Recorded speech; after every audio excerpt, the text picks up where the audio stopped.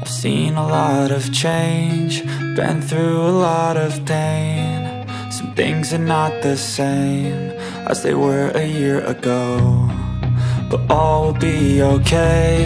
I move on each and every day. The past is where it stays, way back a year ago. Halo Jo, balik lagi sama Gofreng. Gimana kabar kalian hari ini? Baik-baik aja ya kan? Di video ini kita bakalan ngelanjutin lagi nih pembahasan alur cerita Donghua Sholen bagian 19. Bagian 19 ini juga merupakan bagian terakhir dari versi novel ya Cok. Ya bisa dibilang tamat untuk cerita Sholen season kali ini. Kalau mau lanjut ke season berikutnya, kita tunggu Donghuanya rilis dulu ya Cok. Soalnya Sholen season terbaru udah ada trailernya. Jadi kemungkinan setelah Sholen season ini tamat, season selanjutnya akan segera tayang. Meskipun sama-sama Sholen, tapi pemeran utamanya bukan Tangsan, melainkan Huo Yuho, cucu dari Daimubai. Lokasi kejadian tetap sama di benua Doulo, tapi benua yang hancur setelah Tangsan dan 7 anggota Monster Trek naik ke alam dewa. Itulah gambaran Sholen season 2 nantinya. Yang udah baca novel sampai season 5, pasti tahu lah ya. Oke lah, kita lanjut ke inti cerita ending season kali ini. Seperti biasa, karena di dalam video ini adalah alur cerita versi novel, jadi kemungkinan alur ceritanya bakalan sedikit beda sama versi Donghua movie nantinya. Tapi inti ceritanya bakalan tetap sama kok. Sedangkan untuk animasi juga pasti beda ya, karena belum rilis juga dari pihak studionya. Oke lah, gak usah basa-basi lagi. Pencet tombol subscribe-nya, nyalain juga tombol loncengnya, simetriskan posisi rebahan, kencangkan celana dalam. Inilah waktunya kita baku hantam.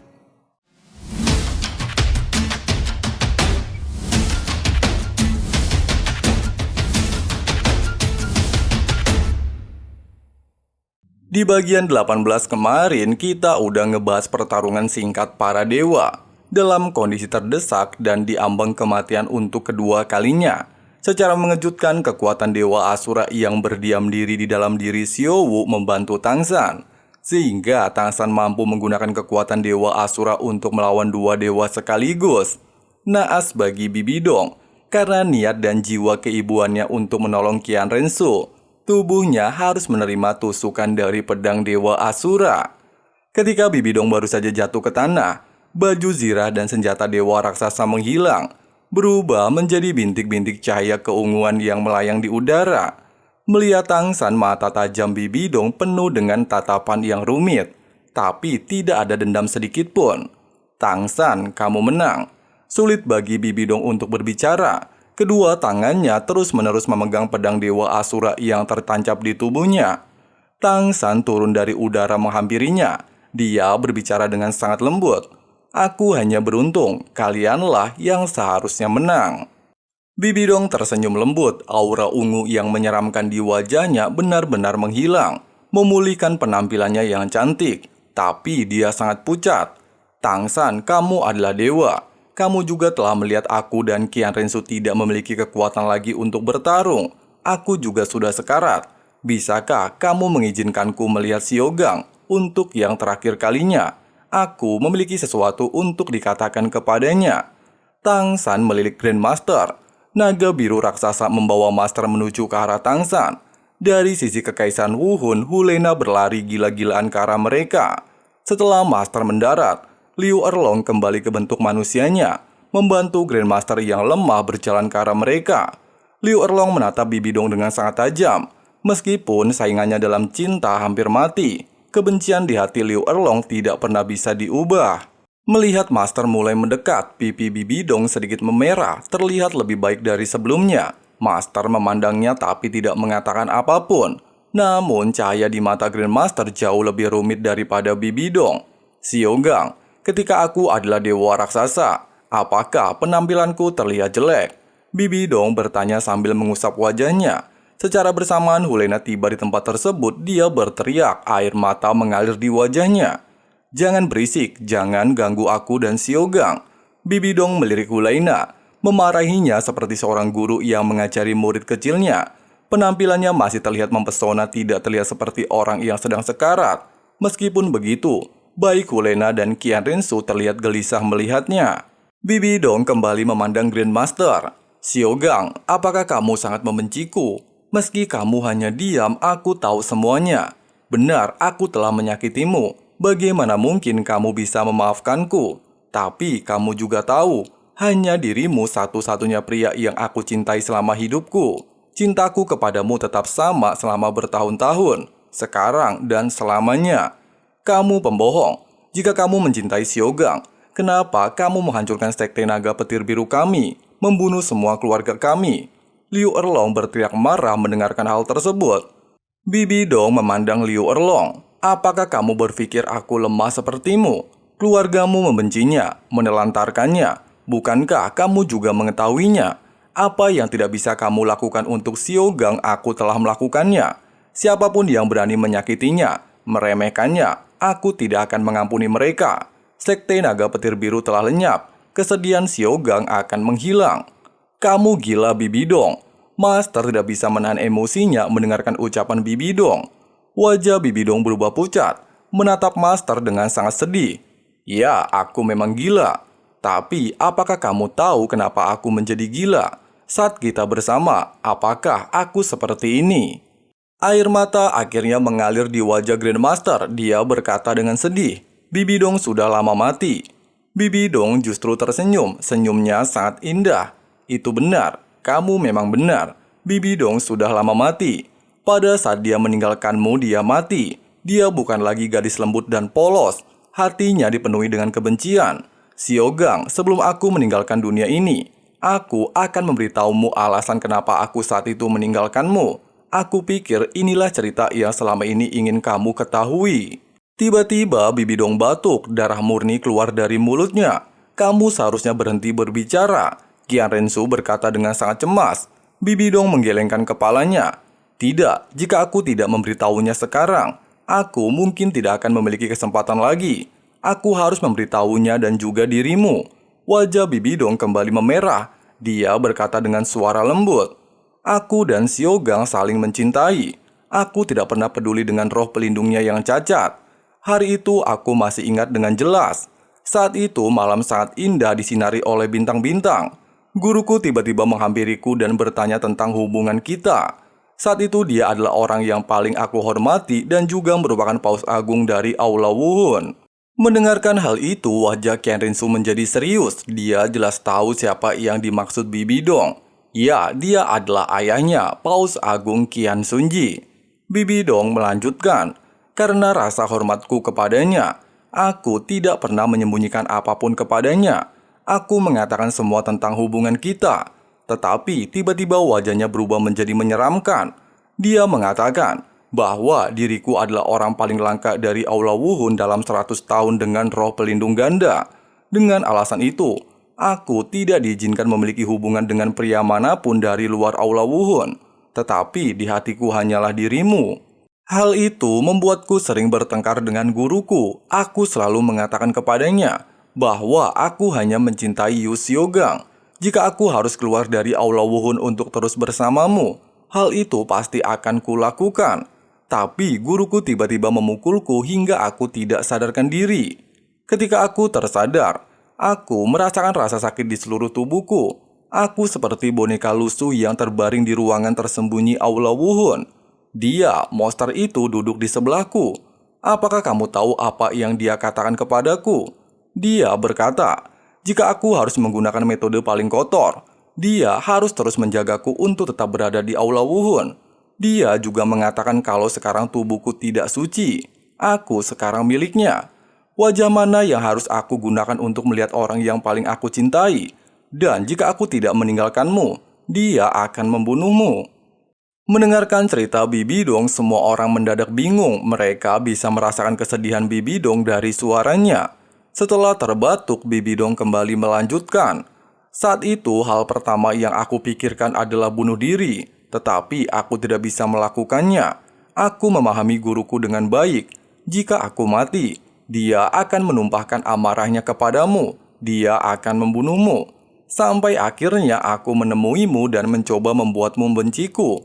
Karena hal itulah satu-satunya cara agar aku bisa menyelamatkan orang yang paling aku cintai. Master tiba-tiba berlutut lemas. Tidak, kamu pasti berbohong. Bibi Dong melirik Qian Rensu. Ini adalah putri perempuanku, satu-satunya anak yang dia tinggalkan untukku. Qian Rensu, aku tahu kamu sangat membenciku. Aku akan memberitahumu semuanya. Memang benar, Tang Hao melukai ayahmu. Tapi orang yang benar-benar membunuhnya adalah diriku. Aku bunuh binatang itu, hewan yang telah menodai muridnya sendiri. Tidak salah kamu selama ini membenciku. Aku tidaklah pernah bisa menjadi ibu yang baik untukmu. Aku seharusnya tidak menuangkan kebencianku kepadamu. Yang bisa aku lakukan hanyalah memberitahumu tentang hal ini. Master tiba-tiba berjalan ke arah Bibi Dong, memegang tangannya yang mulai dingin. Kenapa kamu baru menceritakan semua ini kepadaku? Bibi Dong menggelengkan kepalanya dengan lembut. Aku tidak bisa mengotori dirimu dengan tubuh kotorku. Siogang, jangan sedih karena aku. Mampu menceritakan kisah ini dan melihatmu menangis untukku lagi, bahkan memegang tanganmu sebelum aku mati, aku puas. Seluruh hidup kita sangat menyakitkan. Mulai sekarang hidup bahagialah bersama Liu Erlong. Dia mungkin hanya sepupumu. Sekte Naga Petir Biru sudah lenyap. Kamu bisa hidup dengan bahagia. Melihat apa yang terjadi di depan matanya, Tang San perlahan mendekati mereka. Senior Bibi Dong, apa yang kamu inginkan? Cahaya merah tiba-tiba bersinar. Tubuh Xiao Wu perlahan-lahan keluar dari tubuh Tang San. Pedang iblis Asura di tubuh Bibi Dong juga menghilang. Bibi Dong berkata, Tang San, aku tidak pernah memohon kepada siapapun selama hidupku. Bahkan kepada Siogang. Sebelum aku mati, aku mohon kepadamu untuk memenuhi satu permintaanku. Qian Rensu bukan lagi dewa malaikat. Roh pelindungnya sudah hancur. Sekarang dia bukan lagi ancaman untuk kerajaan Tiando, apalagi untukmu. Aku telah melakukan banyak sekali hal buruk, tapi tidak ada hubungannya dengan Qian Rensu, sama seperti Hulaina. Aku mohon kepadamu untuk menyelamatkan hidup mereka. Kekaisaran roh akan segera musnah. Aku hanya berharap kedua putriku bisa hidup dengan baik. Tang San mengangguk lembut, tanda menyetujui permintaan Bibi Dong. Secara bersamaan tubuh Bibi Dong jatuh ke pelukan Qian Rensu. Dia berkata dengan lemah, Suer, aku hampir mati. Berjanjilah kepadaku. Nana dan kamu harus memiliki kehidupan yang lebih baik. Kematianku untuk membayar semua kesalahanku. Jangan pernah berpikir untuk membalaskan dendam kematianku. Aku puas jika kalian bisa hidup dengan bahagia. Ibu, Qian Rensu akhirnya memanggil Bibi Dong dengan sebutan ini. Air mata mengalir di wajahnya. Bibi Dong tersenyum puas mendengarkan Qian Rensu memanggilnya ibu. Dia ingin membelai wajah Qian Rensu, tapi tangannya berhenti setengah jalan. Rasanya seperti waktu telah berhenti. Qian Rensu tiba-tiba merasa bahwa tubuh ibunya semakin dingin. Grandmaster, Hulaina dan Qian Rensu menangis secara bersamaan melihat Bibi Dong tidak lagi berbicara. Akhirnya, Bibi Dong, kaisar pertama Kekaisaran Wuhun dan juga pewaris dewa raksasa berpulang ke pangkuan Sang Pencipta. Liu Erlong memeluk Grandmaster mencoba untuk menenangkan. Siogang, jangan sedih. Kamu masih memiliki aku. Kita akan selalu hidup bersama. Tang San perlahan berbalik, dia memeluk Xiao Wu. Dia tidak menghibur Grandmaster. Hanya Liu Erlong yang bisa menenangkan gurunya saat ini. Xiu Beng terlihat berjalan menghampiri Tang San. Guru, kamu telah memberikan kesempatan kepada kerajaan Tiando untuk bertahan hidup. Aku tidak tahu bagaimana caraku membalas semua kebaikanmu. Tang San memandang Xiu Beng, matanya tiba-tiba serius. Xiu Beng, berjanjilah 4 hal kepadaku. Xiu Beng mengangguk. Guru, katakanlah. Jika aku bisa memenuhi, pasti akan aku lakukan. Tang San berkata, pertama, saat kamu membersihkan Kekaisaran Wuhun, jangan bunuh yang tidak bersalah. Kedua, dalam waktu 10 tahun, jangan melakukan perang dengan kerajaan Xinglo. Ketiga, mulai sekarang aku bukan lagi bagian dari kerajaan Tiando. Aku bukan lagi guru kekaisaran. 1 dari 2 syarat Xiu Beng jelas sanggup untuk memenuhi. Tapi syarat ketiga membuatnya terkejut. Guru, apakah kamu tidak membutuhkanku lagi? Tang San menepuk pundak Xiu Beng. Meskipun aku bukan lagi bagian dari kerajaan Tiando, aku akan selalu menjadi gurumu. Memiliki murid sepertimu aku sangat bangga. Tapi saat ini aku adalah dewa. Seorang dewa tidak bisa selamanya mencampuri urusan manusia. Yang terakhir, kamu harus membubarkan tentara Tang, mencabut semua senjata panah Zuge, dan menyerahkannya kepada Sekte Tang untuk dihancurkan. Mulai sekarang, Sekte Tang juga tidak akan bergabung dengan kerajaan Tiando. Aku harap kamu bisa mengerti. Xiu Beng tersenyum. Aku akan mengikuti semua yang kamu katakan. Tapi aku ingin guru juga berjanji satu hal kepadaku. Jelas ucapan Xiu Beng membuat Tang San bingung. Xiu Beng kemudian melirik Xiao Wu di sebelah Tang San. Guru, aku berharap bisa membantumu mengadakan pernikahan kalian di kota Tiando. Ini adalah satu-satunya hadiah yang bisa aku berikan untukmu. Tang San dan Xiao Wu saling memandang, wajah mereka memerah. Tang San tersenyum. Baiklah, tapi bukan hanya pernikahanku dengan Xiao Wu, tapi pernikahan Oscar dan Rongrong, Ma Hongjun dan Xiang Xiang, serta Mubai dan Jujing. Xiu Beng tertawa. Baiklah, setelah aku menyelesaikan masalah ini, aku akan mengadakan pernikahan terbesar untuk kalian. Di sisi lain, di sebuah ruangan yang ambigu di mana segala sesuatu adalah ilusi, dua sosok, satu biru dan satu merah, melayang di sana. Di depan mereka ada sebuah layar proyeksi yang menggambarkan semua kejadian di benteng Jeling. Ya, mereka adalah Dewa Laut dan Dewa Asura. Bo Saidong alias Dewa Laut tertawa. Asura, semua yang telah kamu lakukan apa bisa dianggap ceroboh? Kamu adalah salah satu dewa penegak hukum, mengerti hukum tapi masih dilanggar. Asura menatap dengan dingin. Bo Saidong, apakah kamu memiliki bukti bahwa aku telah melanggar aturan? Bo Saidong kembali tertawa. Kamu telah meminjam tubuh Xiao Wu untuk membawa kekuatan dewamu. Selain itu, saat Tang San menjalani warisanku, kamu ternyata secara diam-diam menaruh kekuatan dewa Asuramu ke dalam palu hotiannya. Asura berkata, aku hanya memfasilitasi kandidatmu, tapi kamu datang ke tanah warisan untuk bertemu Tang San. Apa yang aku lakukan tidak ada artinya dengan apa yang selama ini kamu lakukan. Bo Saidong berkata, jadi bagaimana kamu akan menjelaskan? Bagaimana kekuatanmu bisa ada di dalam diri Xiao Wu? Bagaimana Tang San bisa dibangkitkan? Jika kamu tidak mengizinkan Dewa Makanan dan Dewi Sembilan Warna, bagaimana mungkin mereka bisa sampai ke dunia manusia? Meskipun pewaris mereka melakukan fusi roh pemanggilan kekuatan dewa, tapi jika kamu tidak mengizinkan, mereka berdua juga tidak akan muncul.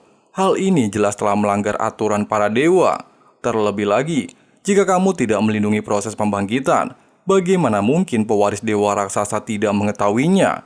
Aku sangat menyukai Tang San, tapi tidak untuk berbagi tempat denganmu. Asura meliriknya dengan tajam. Bo Saidong, kamu seharusnya sudah mengerti. Sebelum Tang San mendapatkan jalan warisan dewa lautmu, Tang San sudah lebih dulu datang ke kota pembantaian dan mendapatkan domain dewa pembunuh. Bukankah itu berarti Tang San adalah pewarisku? Jika aku mau menjadikan Tang San sebagai penerusku, aku bisa melakukannya 10.000 tahun lagi. Ucapan Dewa Asura jelas mengejutkan Dewa Laut alias Bo Saidong. Dia akhirnya ingat bahwa Tang San telah memiliki domain Asura sebelum menerima jalan warisannya, sehingga menandakan bahwa dirinya lah yang merebut Tang San dari tangan Asura. Di sisi lain, di barat daya kerajaan Tiando, ada sebuah provinsi bernama Sino. Desa Roh Mulia hanya sebuah desa kecil di kota Fusino, di tengah provinsi Sino. Tempat tinggal sekitar 300 rumah tangga. Dalam legenda, ada seorang Master Roh Mulia berasal dari desa ini ratusan tahun yang lalu. Itulah sebabnya desa kecil ini dinamai Desa Roh Mulia. Itu juga menjadi kebanggaan tak berujung bagi penduduk desa di sana. Hari ini Desa Roh Mulia sibuk dan riuh. Prasasti batu yang memiliki dua kata Roh Mulia telah diubah menjadi jiwa surgawi. Selain itu, prasasti batu juga sedang digantikan dengan emas murni. Salah satu pemuda bertanya, "Ketua Desa Jack, kenapa kita harus mengubah nama desa ini?" Kepala desa Jack memiliki tubuh keriput. Untuk berdiri saja harus dibantu dengan sebuah tongkat kayu. Dia tiba-tiba bisa berdiri tegak layaknya orang normal, bahkan berkata dengan sangat arogan. Hal itu karena desa kita telah melahirkan seorang dewa. Nah guys, itulah ending alur cerita series Donghua Solen versi novel. Untuk season selanjutnya kita tunggu versi Donghuanya rilis dulu ya, supaya enak gitu ya kan. Masa kita spoiler versi novel dulu, kan jadi nggak wah ya kan.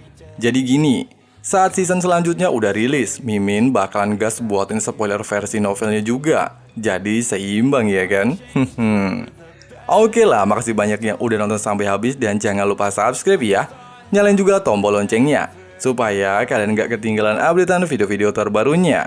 Di sini Frank pamit. Sampai jumpa di video-video selanjutnya and bye-bye. Long time I'm alright.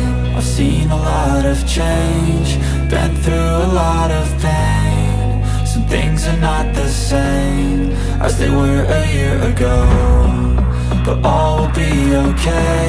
I move on each and every day. The past is where it stays, way back a year ago.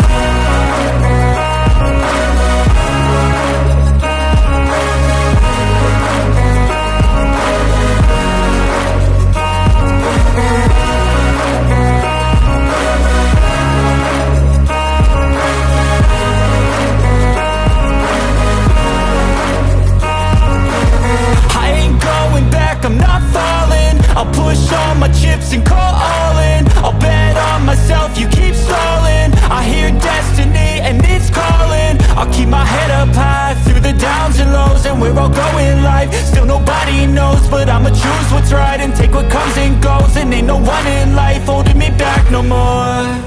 I've seen a lot of change, been through a lot of pain. Some things are not the same as they were a year ago, but all will be okay. I move on each and every day. The past is where it stays, way back a year ago.